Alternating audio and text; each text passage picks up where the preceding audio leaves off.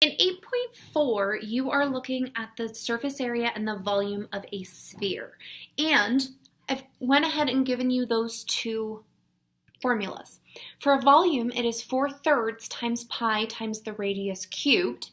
And for surface area, it is 4 times pi times the radius squared.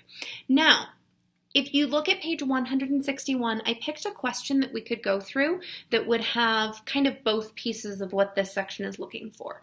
So the first one gave me the diameter and asked me to find the surface area.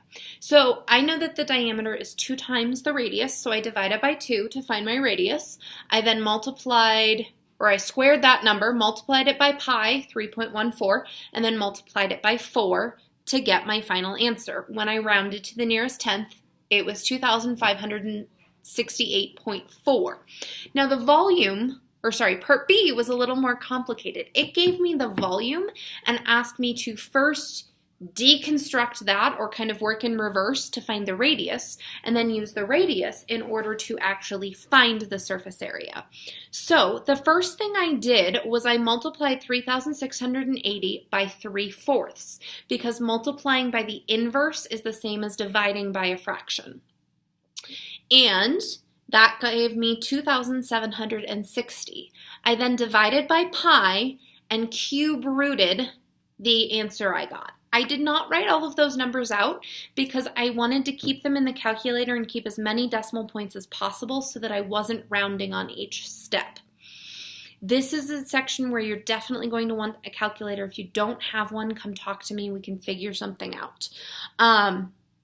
So I found that the radius was 9.579 and it continued on for a while. So I left that in the calculator. I squared it. I multiplied it times pi, and then I multiplied it by 4 to get my final answer of 1,152.5, again when I rounded to the nearest tenth. So in this section, you are going to be both constructing, where it gives you a diameter or radius and you have to find the volume or the surface area. You're also going to be using the volume or the surface area to deconstruct it to find the size of the sphere, so that radius or diameter length. Again, it's just all either going forwards or doing the inverse. So if it's multiplication, you do division. If it's squaring, you would do the square root. If it's cubing, you would do the cube root to kind of deconstruct and work backwards. Go ahead and take a look at 8.4 and 8.5. Actually, I don't need to do a video for, because that is the real world problems for the surface area and volume. So you should be able to continue on to 8.5, but of course today your only focus is 8.4. If you finish, come talk to me and we will figure out what your next step is.